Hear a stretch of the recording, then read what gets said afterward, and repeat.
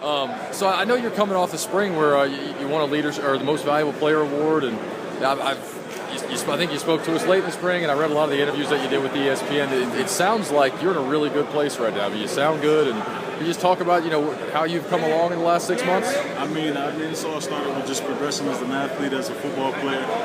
Going through that whole situation, the trials and the tribulations, just made me a stronger person. And I'm just on the other side now. I've got a lot of perspective, got a lot of insight to give the younger guys, and I'm just, academically, football-wise, in the best place I've been since I've been here, so I'm just taking advantage of it. Yeah, it's funny because you look at our defense like last year. When you lose a guy like Derek Hopkins, most of the time that's a really big blow. But Bud has the good fortune of replacing him with you. You're a proven commodity out there.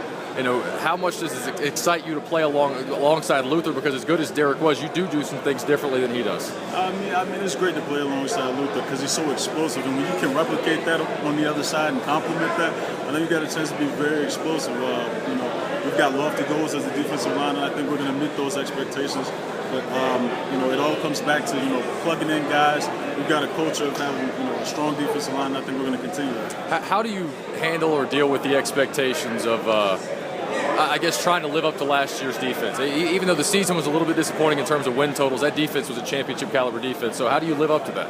I mean, I think every year we try to be our own team. I don't think it's necessarily living up to what they did. We're setting our own path and becoming our own team through our own experiences.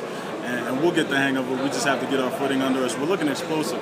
Fast is the word I use to describe this defense, so we're definitely going to be good out there. Does this team honestly believe it'll be in Charlotte in December playing for an ACC championship? I don't even think that's a question. We definitely believe that.